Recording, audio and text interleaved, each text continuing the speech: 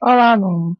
O, o tema da nossa aula de hoje é tratamento de dados analíticos, né? Como nós vamos expressar os resultados de uma análise química, né? Hoje estaremos abordando essa parte de uma análise química. Então, antes de tudo, nós temos que saber o que são os algarismos significativos de um número, pois eles referem-se aos dígitos que representam o resultado experimental. Então, o número de dígitos de um resultado representa os algarismos significativos daquele número, sendo que apenas o último algarismo é duvidoso. Então, você vai escrever um número. O último número será um algarismo duvidoso. Qual a importância desses números? É que eles expressam a precisão da medida. Tá? Então, é importante expressar os resultados com o número de algarismos adequado. Então, por exemplo, se a gente tem um corpo de massa 11,1213 gramas e ele é pesado em uma balança cuja incerteza é de mais ou menos 0,1 grama, e em outra situação, esse mesmo corpo é pesado em uma balança analítica cuja incerteza é menor, é de 0,0001 gramas. Como nós vamos representar a massa desse corpo? Bem, no primeiro caso, se você pesou em uma balança que a incerteza é de 0,1 gramas, você vai expressar essa massa como 11,1 grama, ou seja, com 3 algarismos significativos e com apenas uma casa decimal.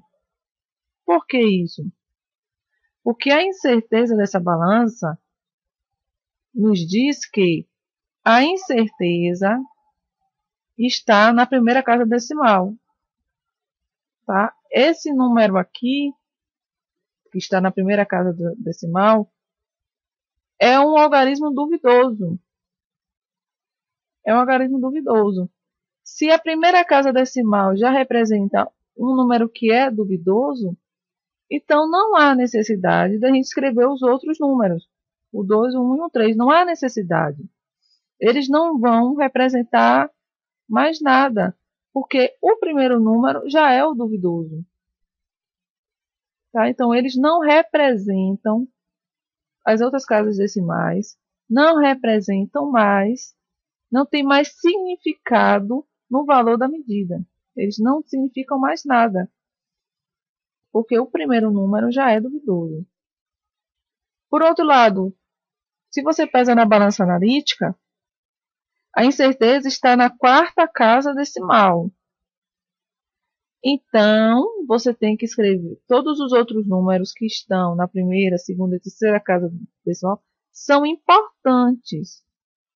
Eles não são duvidosos, eles representam realmente a medida. Então, eles são fundamentais, eles são indispensáveis na medida.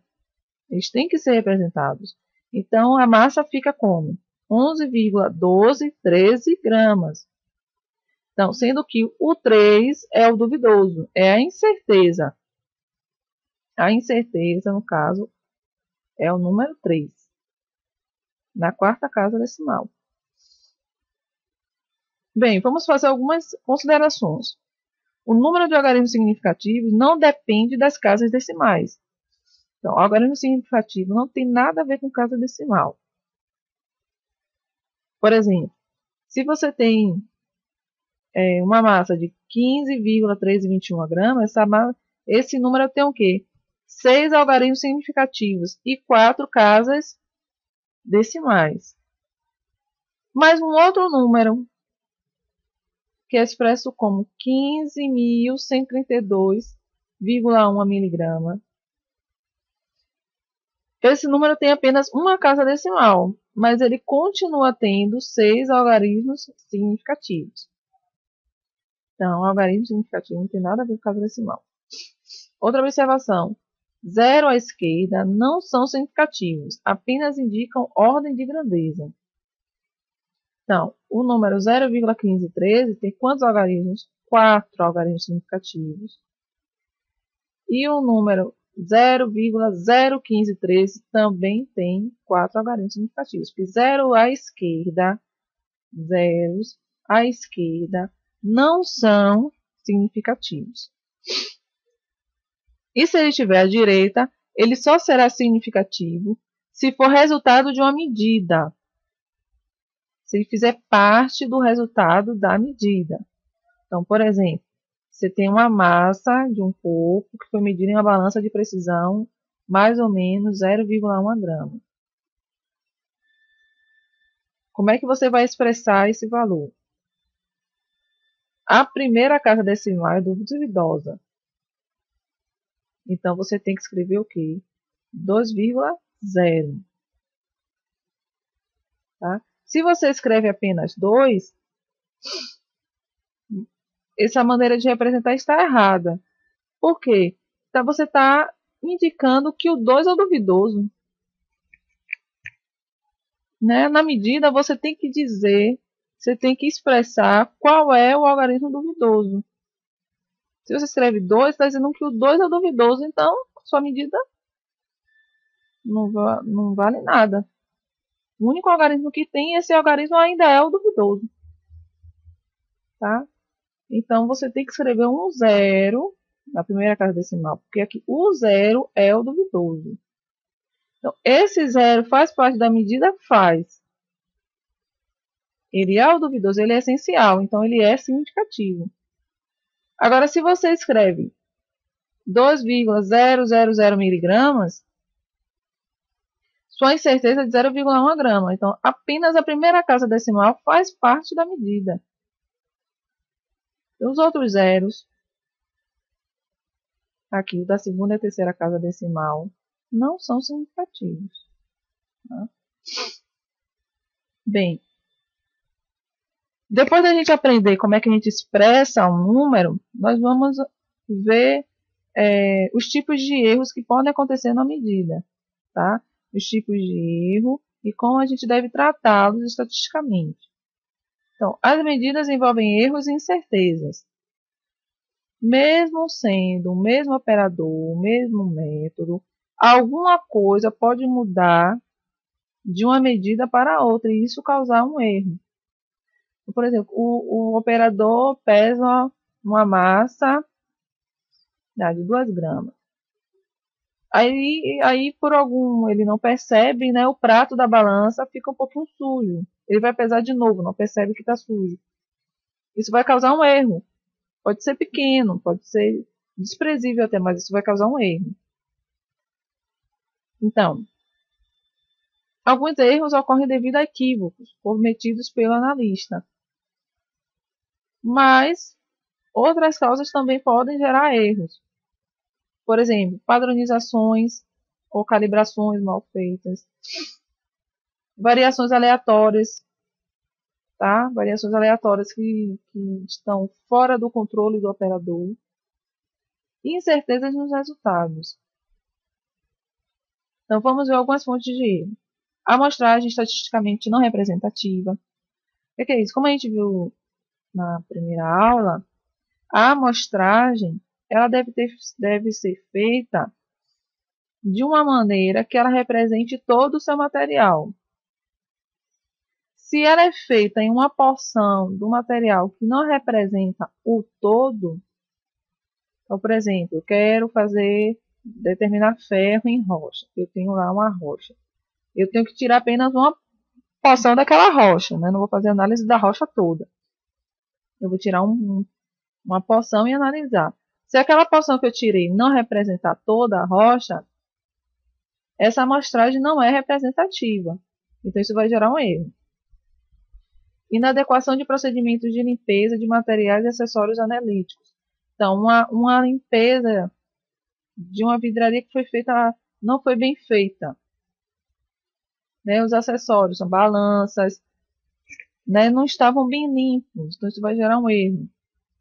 Escolha errada do grau de pureza dos reagentes. Então, eu comprei um reagente, mas esse reagente está bastante impuro, eu não percebi. Também vai gerar um erro. E escolha inadequada do método analítico, né? Foi o tema do nosso fórum. A importância da escolha do método analítico. Você tem que usar critérios, você tem que ter discernimento na hora de escolher um método. Para quê? Você escolher um método que seja mais seletivo, seja mais preciso, seja mais adequado para aquela sua determinação. Se você não fizer uma escolha acertada, isso vai gerar um erro. Bem, o analista tem que fazer de tudo para minimizar esses erros. Os erros que são inerentes, né? Os erros que foram causados pelo analista, erros de amostragem, erros de limpeza, esses tipos de erro. Agora, os aleatórios que estão fora de controle, esses não tem como, né? Esses não tem como evitar. Mas os outros tipos a gente pode evitar como? Através de calibrações frequentes, através de padronizações e análise de amostras conhecidas. Né? Tem várias maneiras. Análise em branco, eu faço análise em branco. Então, eu posso tentar minimizar. Minimizar. Por quê? É quase impossível você eliminar todos os erros. A gente pode minimizar. E eles estando lá, a gente tem que estimar a sua grandeza. Ou seja, eu tenho que expressar no meu resultado analítico se o erro que ali está inerente àquela medida é grande ou pequeno. Qual é o erro? Então, isso tem que ser expressado. Então, o erro vai dizer o quê? Qual foi a confiabilidade dos meus resultados? Aí, nessa etapa, nós utilizamos a estatística. É a ferramenta que o químico analítico usa para analisar a confiabilidade dos seus resultados, dos seus dados experimentais. Bem, para isso, as análises são feitas em réplicas, como a gente viu lá na aula passada. As análises são feitas em replicatas, uma vez que os resultados individuais de um conjunto de medidas raramente são iguais, né? Como eu falei anteriormente. Então, de posse dessas réplicas, os resultados são analisados ao redor da média. Então, de posse de um conjunto de resultados, o analista ele analisa o resultado de acordo com a média desses resultados. Então, ele vai analisar os erros e as incertezas analíticas inerentes de todo o procedimento experimental. Lembrando que erro é diferente de incerteza. Erro é a diferença que existe entre um valor individual e o valor que é considerado verdadeiro. Então, o valor verdadeiro é 2. Eu encontrei 3. A diferença entre esses dois valores será o meu erro. Agora, a incerteza, ela expressa a faixa de valores possíveis que uma medida pode apresentar. Então, a faixa de valores possíveis de uma medida será a sua incerteza.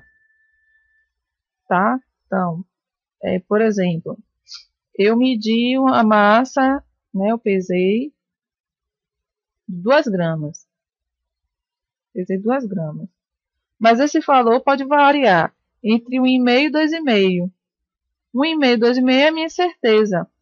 É a faixa de valores onde o valor verdadeiro pode estar. Que uma medida pode estar. Então nós temos que caracterizar a nossa medida. Então, nós vamos ter as medidas de tendência central, através da média e da mediana, e as medidas de dispersão. Eu tenho um conjunto de resultados. Qual é a tendência desses resultados? Eles tendem para onde? Para uma média. Então, eu vou calcular a média desses resultados. E também posso calcular a mediana, que a gente vai ver o que é. Tá? E qual é o próximo passo? Medir a dispersão desses resultados. Tá? A dispersão é o quê? A diferença que existe entre eles mesmos, os próprios resultados. Eles estão dispersos. O quanto esses resultados estão dispersos? Tá? Então, eu tenho que medir a dispersão dos meus resultados. Como? A dispersão ela é expressa através do desvio em relação à média, desvio padrão, através da variância. Tá? São meios da gente expressar como a dispersão está, como está a dispersão dos nossos resultados. Bem, como os resultados são raramente iguais, né? Consideramos o melhor resultado. Você tem um conjunto. Qual será o melhor resultado daquele conjunto? O valor central, que é a média, que nós calculamos como? Somando todos os valores, todos os resultados, e dividido pelo número de resultados. Então, eu fiz 10 medidas, então eu vou dividir por 10. Vou pegar todos os valores que eu obtive e vou dividir por 10. Então, encontre a média para cada um dos conjuntos de dados que segue. O que é que eu vou fazer aqui? Eu vou somar 0,01, vou somar 0,0104 e vou somar 0,0105. O resultado dessa soma, eu vou dividir por quanto? Foram quantas medidas? 1, 2, 3. Então, eu vou dividir por 3. Nesse caso aqui, na letra B, eu vou dividir por 4. Foram 4 medidas. 1, 2, 3, 4. Na letra C, foi 1, 2, 3, 4 também.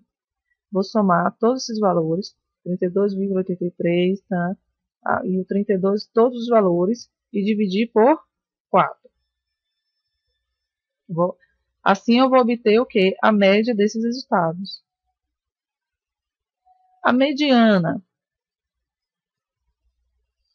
A mediana é o resultado central quando as réplicas de dados são organizadas de acordo com uma sequência crescente ou decrescente de valores.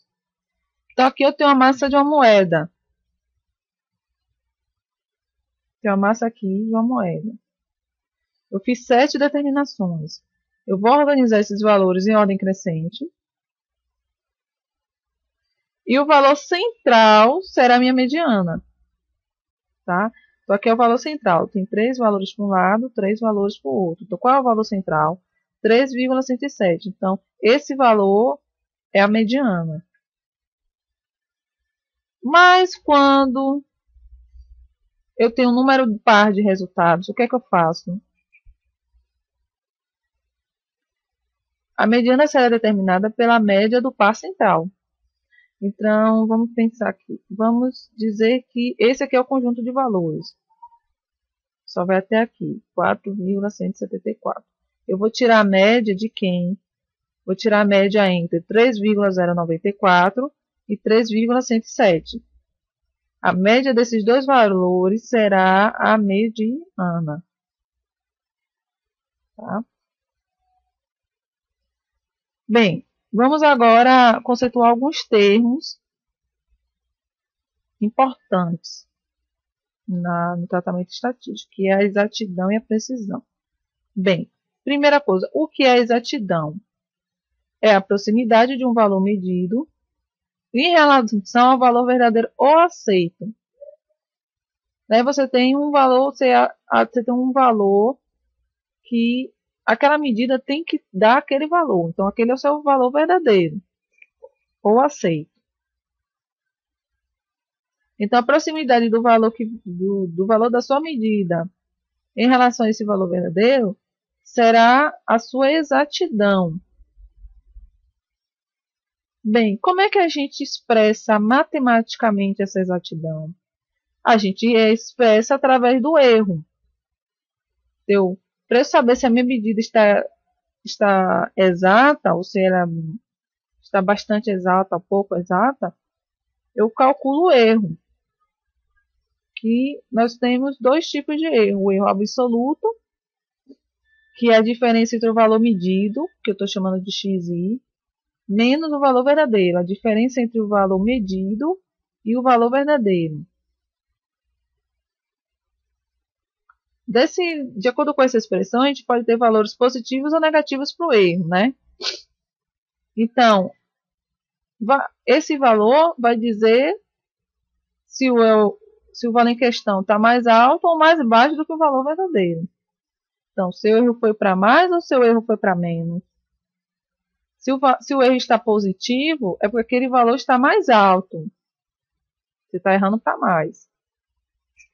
E se o erro der negativo, é porque o valor medido está menor do que o valor verdadeiro, então você está errando para menos.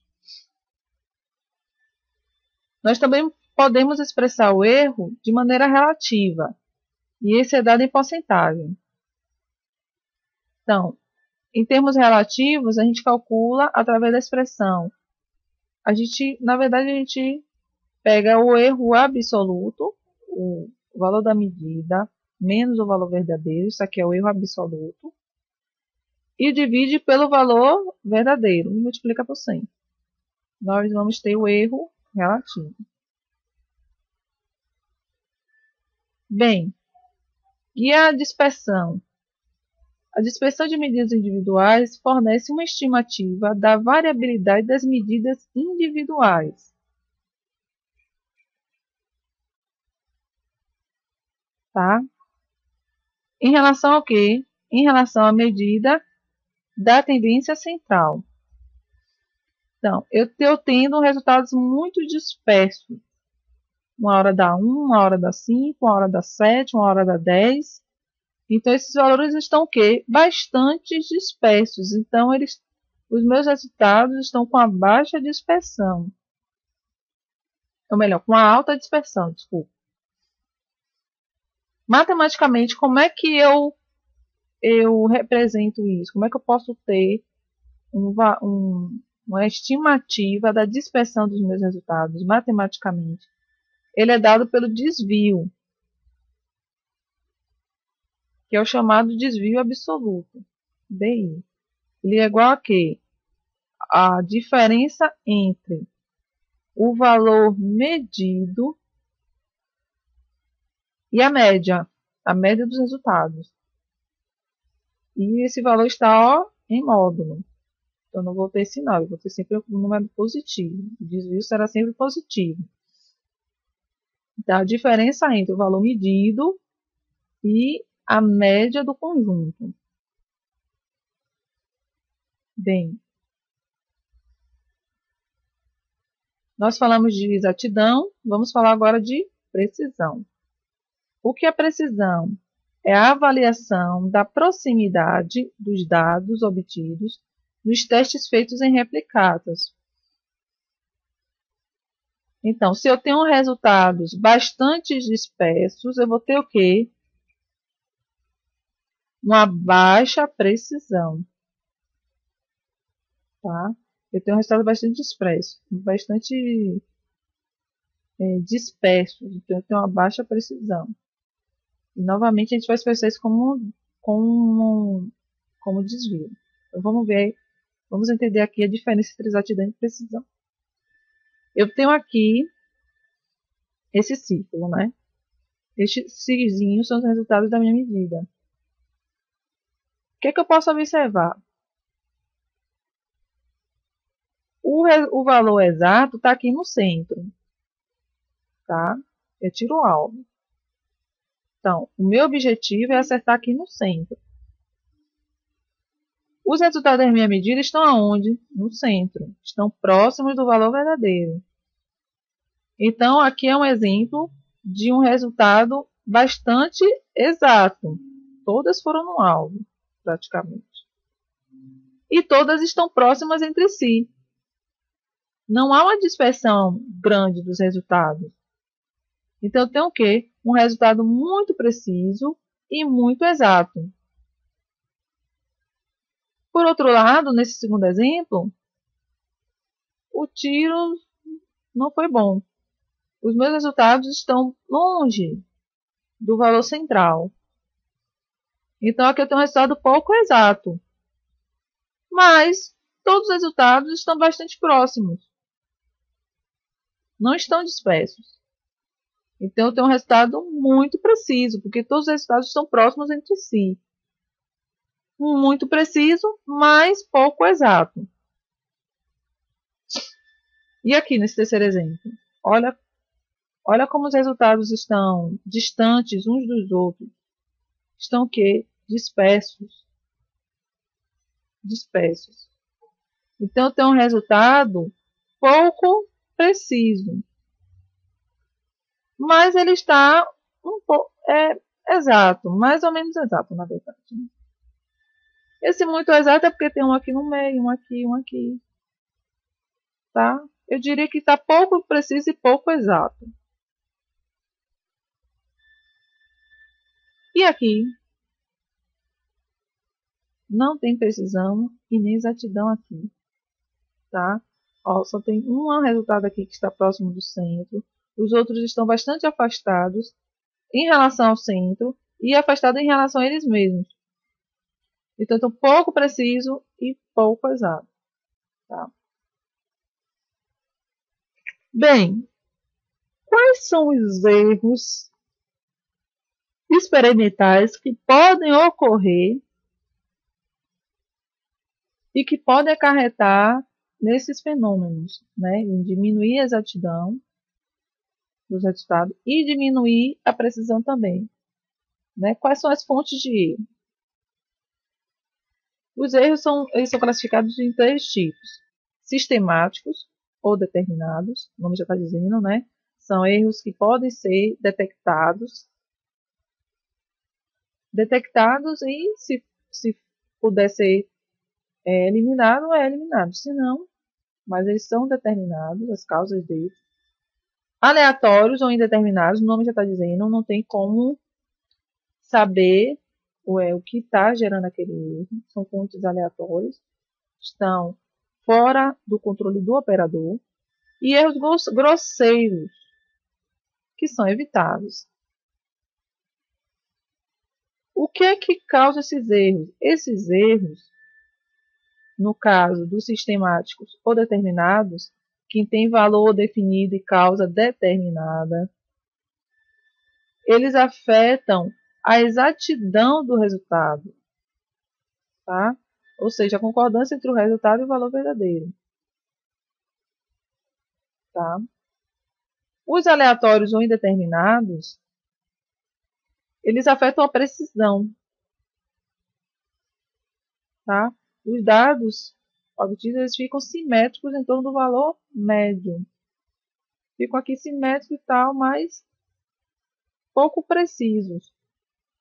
Então, essa baixa precisão é devido à incidência de erros aleatórios ou indeterminados. Quais são os tipos de erros determinados que podem ocorrer? Erros de método. Por exemplo,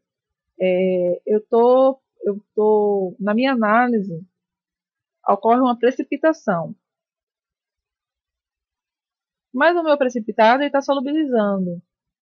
Ele está solubilizando devido à natureza dele mesmo, intrínseco dele. Está ocorrendo a solubilização desse precipitado. Isso vai gerar um erro. Tá? Uso de indicador inadequado. No análise volumétrica, que é o tema do nosso próximo assunto, temos que usar um indicador. Né? O indicador é uma substância que muda de cor quando ocorre uma variação de pH. Mas eu utilizei um indicador que a mudança de cor dele está acontecendo em um pH mais elevado do que o de interesse. Então, isso vai gerar um erro também.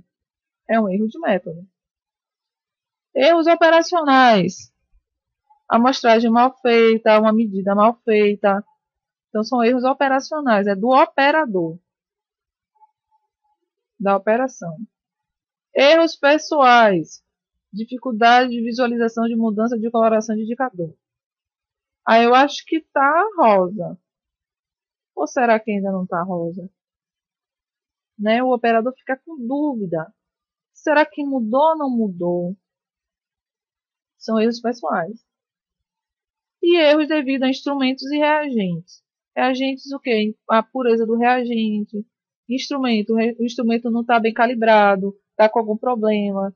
Então, está com o detector já precisando trocar. São erros devido a instrumentos.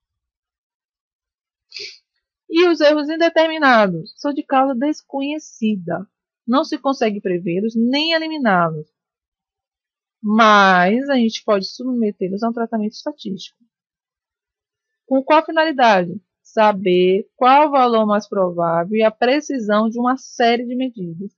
Eu tenho uma série de medidas. E os resultados dessa medida, como a gente viu, quando erros indeterminados estão ocorrendo, essas medidas elas têm um comportamento simétrico em torno da média. Elas se distribuem simetricamente em torno da média. Então, com isso, a gente pode construir uma curva, que é chamada de curva de Gauss. E a equação que rege essa curva, né, essa lei, é chamada de lei de distribuição de Gauss. Então, e o modelo matemático, não, né, que trata dessa distribuição é a distribuição normal gaussiana. Então, olha a aparência da curva. Ela tem uma aparência simétrica em relação ao valor verdadeiro, a um valor que é considerado o valor verdadeiro. Então, nós temos aqui é o eixo da grandeza da variável, que chama de x, e aqui é o eixo da probabilidade, o y, tá? Então, aqui está expressando o quê? Qual a probabilidade de ocorrer uma variação de x, uma variação pequena de x, ou uma variação maior de x? O que a gente pode perceber aqui? Que as variações pequenas ocorrem com a maior probabilidade. À medida que a variação vai aumentando, a probabilidade delas ocorrerem vai diminuindo. Quem é esse valor aqui que está no centro? É o valor mais provável da medida. Se não estiver ocorrendo erros determinados, também, né? Se não estiver havendo uma combinação de erros determinados com erros indeterminados, se não estiver ocorrendo isso, esse valor aqui central coincide com a média dos resultados. Se não estiver ocorrendo erros determinados. Bem, está ocorrendo erros indeterminados. Então, a precisão dos meus resultados está sendo afetada. Então, tenho que expressar a dispersão dos meus resultados. Então, o que é que eu vou usar? O desvio em relação à média, o desvio padrão e a variância. Então, o que é o desvio médio?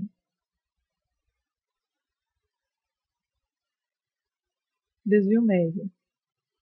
Quer dizer, primeiro vamos falar o que é desvio em relação à média, né? Que foi aqui, desvio em relação à média. O que é isso? O desvio em relação à média é aquele desvio lá que a gente viu no início. É a diferença entre o valor da medida e a média dos resultados. Esse aqui é o desvio em relação à média. Agora, o que seria o desvio médio? Olha a diferença. Aqui é o desvio em relação à média. Então, está vendo? O valor da medida menos a média.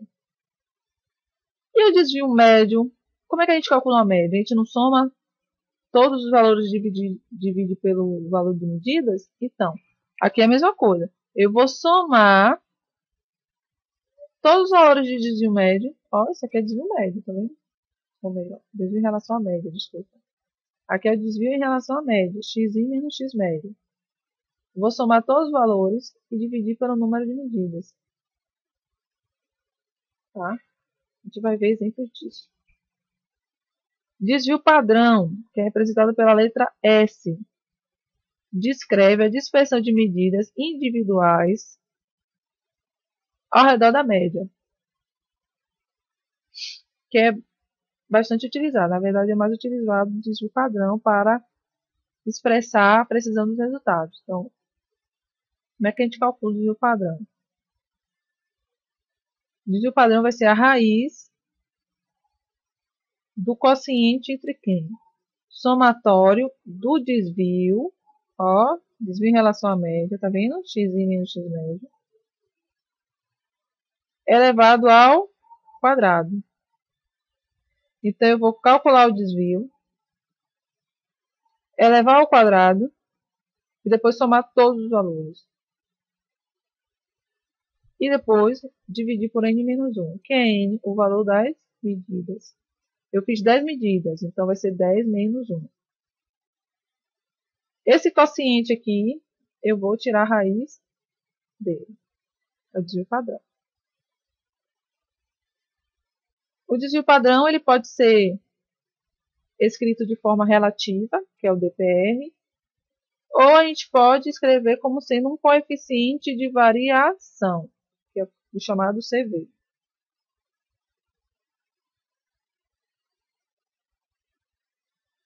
Então, aí nós vamos ter esse exercício, né? Encontre a média para cada um dos conjuntos de dados que seguem. E determine o desvio em relação à média para cada ponto dos conjuntos. Bem, no exercício anterior, vocês já tinham calculado a média. Então, agora vocês vão fazer o quê? Cada medida aqui menos a média. Então, por exemplo, vocês vão fazer 0,011 menos o valor médio, que vocês já calcularam lá no primeiro exemplo. Você vai ter um valor. Depois, 0,0104, outro valor. Depois você vai fazer 0,0105 menos a média, você vai ter outro valor. Aí depois vocês podem calcular o desvio médio. O desvio médio vai ser o quê? A soma desses desvios dividido por 3. 1, 2, 3.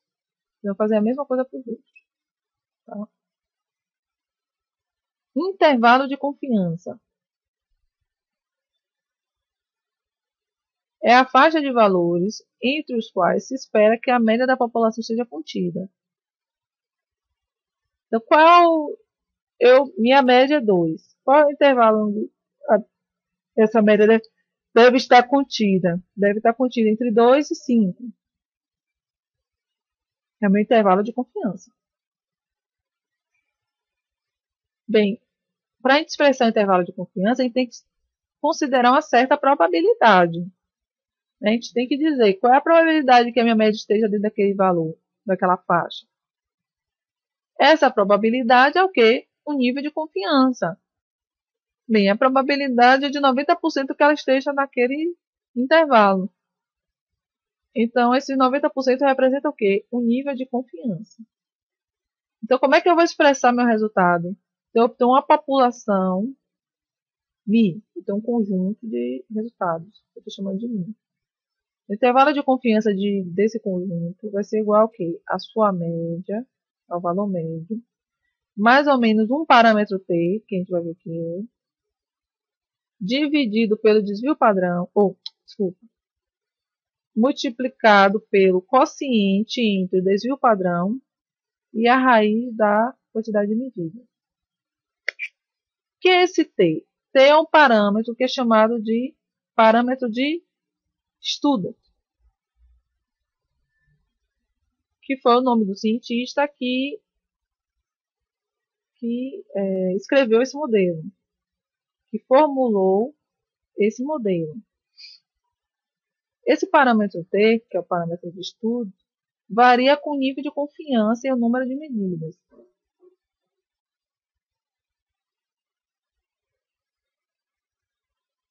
Tá? Isso aqui, vou tirar isso aqui. Tá? Então, Mi vai ser igual à média, mais ou menos, do parâmetro de estudo. Quociente da raiz multiplicado pelo quociente do desvio padrão dividido pelo raiz de N. O parâmetro T, ele é tabelado, o parâmetro de estudo. Como eu falei, depende do número de medidas e do nível de confiabilidade. Tá? Então, eu fiz 7 medidas. Qual é o meu intervalo de confiança com 95%? O valor de T que eu vou usar, eu fiz 7 medidas. O valor de T vai ser de 2,45. Mas se eu quiser um intervalo de confiança de 99%, eu vou usar um valor de T de 3,71. Tá? Então, por exemplo, você tem um analista obteve os resultados para o teor alcoólico de uma amostra de sangue. Ele obteve esses 3 resultados aqui, 0084, 0089 e 0079. Ele quer o quê? Calcule o intervalo de confiança para a média com nível de confiança de 95%, considerando que o desvio padrão foi de 0,005%. O valor médio é esse aqui. Tá? Deixa eu ver aqui. 0,84 mais 0,089 mais 0,079. Então, o valor médio é de 0,084. A expressão do intervalo de confiança é essa aqui. X médio, que a gente já obteve. O T, que a gente vai olhar o quê? Na tabela. Nível de confiança 95%. Número de medidas 3. Então, número de medidas 3. Confiança 95%. Então, qual é o valor de T? 4,30. Então, o que é que eu faço? T é igual a 4,30.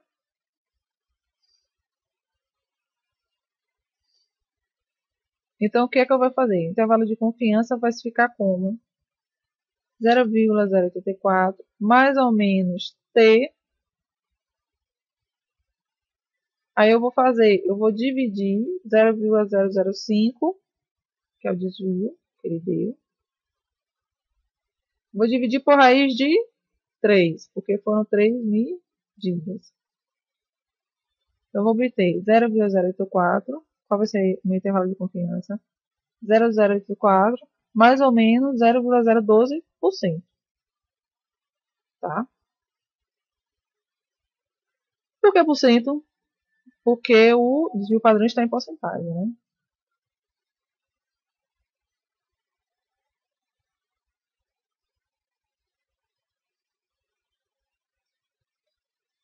Quer dizer, o desvio padrão não, desculpa. O teor de glicose, teor alcoólico na amostra é que está em porcentagem. Então, esse valor aqui, a média em porcentagem, e esse valor vai variar como? Ele pode ser 0,084 mais 0,012 ou pode estar entre 0,084 menos 0,012%, que a medida foi feita em porcentagem. Bem, se no seu conjunto de amostras tem um valor que você está achando estranho, todos os valores estão tendendo para estão tendo uma determinada ordem de grandeza. Só um que está bem discrepante, tá? Então ele é um valor suspeito que você pode rejeitar, tá? Quando? Somente quando o analista identificar algum problema evidente durante a realização da análise clínica que resulte em perda do analito. Tá? Você sabe que aconteceu um problema lá na minha análise. Durante a minha análise de fator luz, sei lá, aconteceu alguma coisa que pode ter influenciado na minha análise. Então, eu já fico o quê? Esperando que algum resultado dê discrepante. Eu posso rejeitar esse dado. Mas em qualquer outra situação, né, que você não sabe, para você correr tudo bem. Mas esse dado está estranho. Então, você pode, com base em testes estatísticos, decidir se você rejeita ou não. Então, é aplicado um teste que é chamado de teste Q. É um teste utilizado para a rejeição de dados. Como é que é feito esse teste? O Q a gente calcula como módulo da diferença entre o valor suspeito menos o valor mais próximo, dividido pelo maior valor menos o menor valor. Aí tá, você vai obter um valor de Q. Se esse valor for maior que o valor de Q tabelado, o dado pode ser rejeitado. Caso contrário, deve ser considerado estatisticamente válido. Então, Q é tabelado. Deixa eu colocar aqui, tá vendo? Valores críticos para o coeficiente de rejeição Q. Q é tabelado. E também depende do número de observações e depende do nível de confiança. Tá? Então, você calcula Q através dessa expressão. Aí depois vem outros passos, que a gente vai demonstrar esses passos através desse exemplo. Por exemplo, você está fazendo análise de latão, envolvendo 10 determinações. Você determinou os seguintes valores de cobre, em porcentagem. 15,4, 15,5, tal, 10 valores. Determinar quais resultados podem ser rejeitados, considerando o nível de confiança de 90%.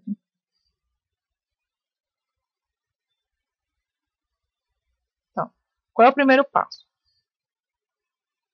Em primeiro lugar, você vai ordenar os valores em ordem crescente. Ó, os valores organizados em ordem crescente. Você vai ter, então, menor valor e você vai ter um maior valor. Qual é o segundo passo? Calcular o valor de Q. Valor suspeito menos o valor mais próximo. Bem, você primeiro vai testar o quê? O primeiro da fila. 15. Qual é o valor mais próximo de 15? 15,3.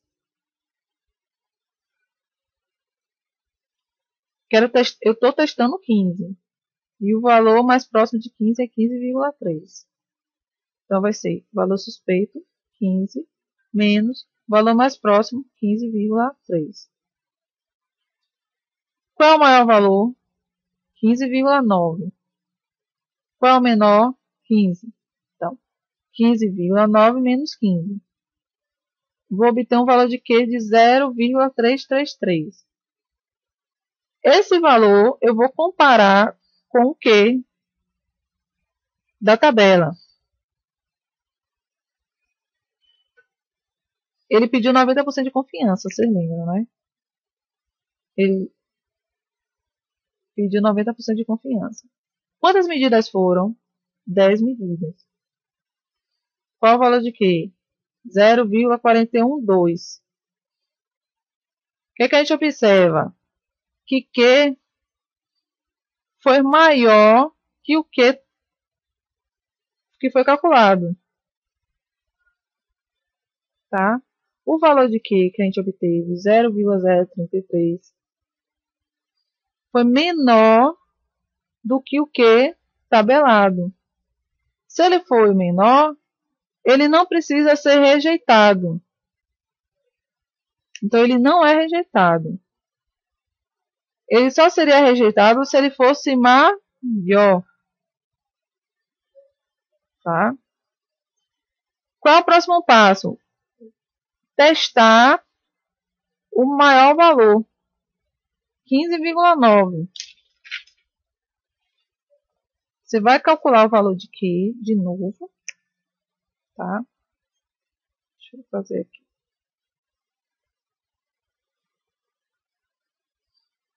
Então, a expressão de Q é essa aqui, tá? Vamos fazer junto aqui.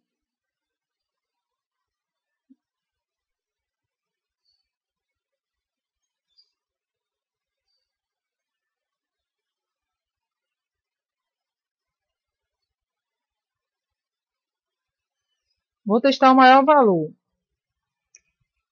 tá? Vou fazer aqui.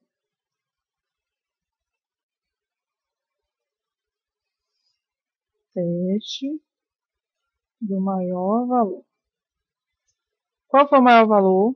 15,9. Esse foi o maior valor. Então, aqui vai ser, qual é o valor suspeito? 15,9. Agora estamos testando 15,9. Qual é o valor mais próximo dele? 15,7.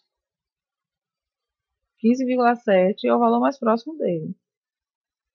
Então, aqui vai ficar 15,7.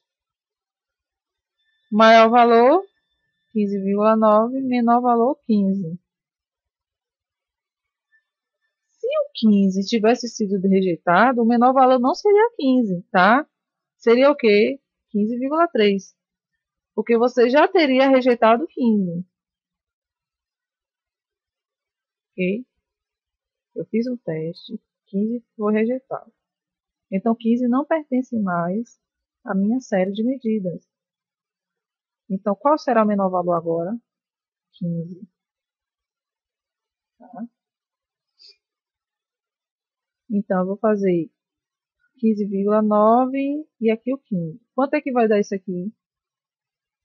0,2 dividido por 0,9. Que vai dar 0,22.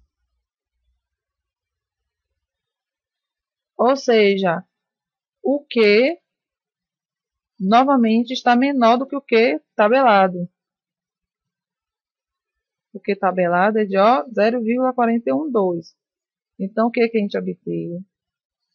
É menor do que o Q tabelado. Então, isso significa o quê? Que 15,9 não é rejeitado. Não é rejeitado.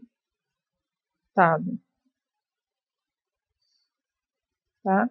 Você pode testar os outros valores. Você pode testar os outros valores. Tá? E com isso a gente termina, gente. A lista de exercícios já está no portal. E nós vamos postar outros vídeos e outros exercícios para vocês fazerem. Para vocês praticarem e tirar dúvidas, tá? Tchau, tchau. Até o próximo encontro.